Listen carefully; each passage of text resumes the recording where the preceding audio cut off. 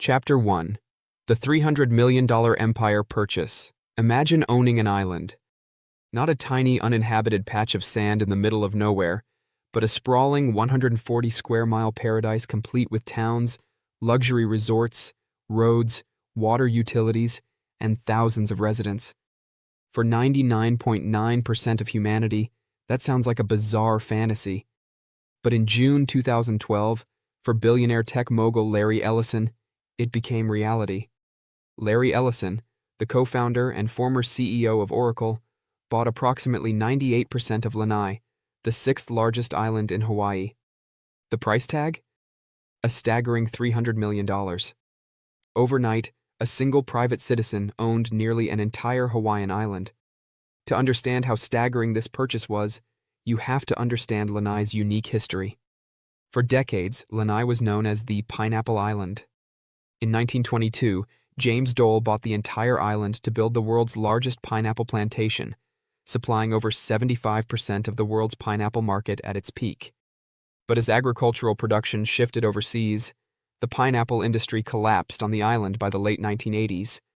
Lanai transitioned into luxury tourism, and ownership eventually landed in the hands of billionaire David Murdoch and his company, Castle & Cooke. But by 2012, the island's operations were bleeding tens of millions of dollars a year. That's when Larry Ellison stepped in. When Ellison bought the island, he didn't just buy open land. He bought the Four Seasons resorts, the local water utility company, the main power grid infrastructure, thousands of acres of residential land, the local newspaper, the community center, and even the local grocery store operations. For the roughly 3,000 residents living on Lanai, the news sent shockwaves through the community. Suddenly, their landlord, their employer, their utility provider, and the steward of their homeland was a single Silicon Valley billionaire over 2,000 miles away. Ellison made massive promises. He announced grand plans to transform Lanai into a first-of-its-kind, eco-friendly, fully sustainable high-tech paradise. He envisioned powered solar grids, electric vehicles across the island, local organic farming, and state-of-the-art desalination plants to supply fresh water. On paper, it sounded like an incredible corporate rescue mission. However, the reality of one man holding absolute economic control over an entire population quickly created friction. The line between benevolent stewardship and modern corporate feudalism began to blur almost immediately. As luxury renovations began, the cost of living soared, traditional local businesses faced new leases, and longtime residents watched their quiet island transform into an ultra-exclusive playground for the world's wealthiest individuals. This is the story of Lanai, what happens when a tech billionaire buys a paradise, and what it really means for the people who call it home. Chapter 2. Living on a Corporate Island. When Larry Ellison acquired 98% of Lanai, he didn't just buy real estate. He essentially bought the daily machinery of human life on the island. To understand what this means, you have to look at how deeply integrated his ownership is into every aspect of Lanai. In a typical American town, public infrastructure is managed by local government bodies accountable to voters. On Lanai, the lines between corporate management and civil governance are radically blurred. Ellison's holding company, Pulama Lanai, controls the island's primary water utility, meaning the very water flowing out of residents' taps is privately managed. They control the local grid infrastructure, commercial real estate, agricultural acreage, and even the local newspaper, the Lanai Today. For the island's 3,000 residents, this creates a unique dynamic. If you live on Lanai, there is a very high probability that Larry Ellison is your landlord, your employer, your utility provider, or all three at once. If a local business wants to lease a storefront in the main town of Lanai City, they must negotiate directly with Pulama Lanai. If a resident wants to build or renovate a home, the land availability and terms are heavily influenced by the private company's master plan. In the years following the 2012 acquisition, Ellison poured hundreds of millions of dollars into upgrading the island. The flagship Four Seasons resort at Manele Bay underwent a massive overhaul, transforming it into an ultra-luxury retreat where rooms can cost upwards of several $1,000s per night. The island's airport was upgraded to handle private jets, bringing in high-profile celebrities, tech executives, and world leaders. While these investments brought modern infrastructure and construction jobs to the island, they also fundamentally shifted the local economy. The cost of living began to climb rapidly. Housing, which was already scarce in Hawaii, became even tighter as properties were repurposed for high-end staff, executive housing, or luxury development. Local business owners soon found themselves in a delicate position. Some long-standing local establishments faced skyrocketing lease rates or non-renewed agreements as the island's brand was pivoted toward luxury ecotourism. For many families who had lived on Lanai for generations, the feeling of home began to morph into the feeling of working inside a high-end corporate enclave. It raised a fundamental question that legal scholars and sociologists have debated ever since.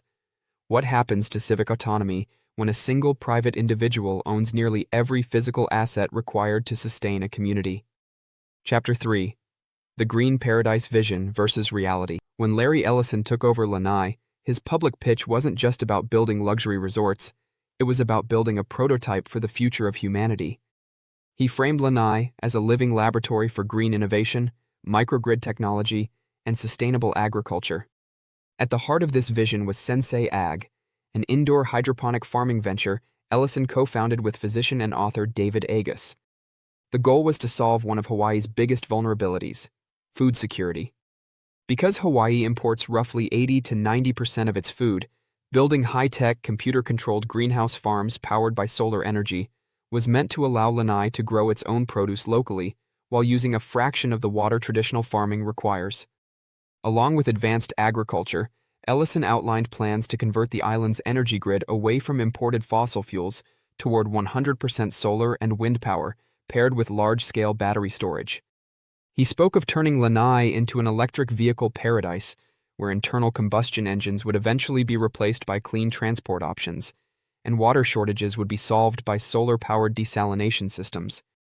To his supporters, this was the ultimate application of billionaire wealth, using private capital to fix complex environmental problems that governments often struggle to solve. And in many ways, the technological investments were real. Clean energy installations expanded, high-tech greenhouses were constructed, and the physical infrastructure of the island received upgrades that would have taken decades through municipal channels. However, critics and local community members point to a sharp contrast between the futuristic marketing and the day-to-day reality on the ground. Much of the high-tech agriculture and wellness offerings were priced and designed not for the average local family, but to service the ultra-wealthy guests staying at the Sensei Lanai Four Seasons retreat, where wellness packages run into thousands of dollars a day. Furthermore, critics argued that top-down technological solutions, no matter how green, often fail to address the core social needs of the population, such as affordable housing, local land ownership, and economic independence. The green vision was undeniably impressive on paper, but for many on the island, it felt like an eco-friendly paradise built on their home, rather than for them. Chapter 4. Modern Feudalism and the Playground for Elites. The story of Larry Ellison and Lanai is not an isolated event. It is part of a growing global trend where ultra-wealthy individuals are buying up vast tracts of land, private islands, and remote regions. Hawaii, in particular, has become a focal point for this modern land rush. Across the Hawaiian Islands, tech titans and billionaires have acquired massive private estates. Mark Zuckerberg purchased over 1,400 acres on Kauai, building a massive compound that includes underground bunkers and security perimeter fencing. Jeff Bezos bought a private estate on Maui, while Oprah Winfrey owns hundreds of acres in Maui's upcountry. This concentrated purchasing power has reignited deep, historical conversations across the islands regarding land rights, native sovereignty, and historical dispossession. In native Hawaiian culture, the concept of land, aina, is deeply spiritual.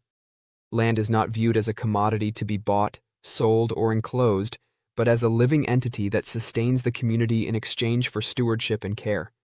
When Silicon Valley billionaires purchase massive portions of Hawaiian land, it creates a stark socioeconomic contrast. On one side are local and native Hawaiian families facing a severe housing crisis, rising costs of living, and economic pressure that forces many to move away from their ancestral home to the U.S. mainland. On the other side are private compounds, high-tech security gates, and exclusive retreats accessible only to the top fraction of a percent. Political analysts often refer to this phenomenon as modern techno-feudalism. In the feudal era, Lords owned the land, and the serfs worked it in exchange for protection and basic living rights. When a billionaire owns the land, the businesses, the water, and the housing stock, the structural power imbalance closely mirrors those ancient systems.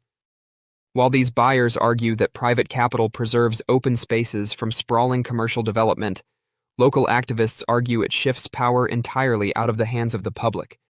It transforms public territory into private playgrounds, leaving local residents to adapt to the changing whims and vision of a single private owner. Chapter 5. What happens next for Lanai? As Lanai looks toward the future, it stands as one of the most intriguing social and economic experiments in the modern world. More than a decade after Larry Ellison bought the island, the results are complex, fascinating, and deeply debated. On one hand, Ellison's investments have undoubtedly preserved large parts of Lanai, from turning into a concrete, overdeveloped tourist hub like Waikiki. The infrastructure is modern, the luxury resorts bring significant tax revenue to the state, and high-tech agricultural projects continue to test the boundaries of sustainable farming in remote regions.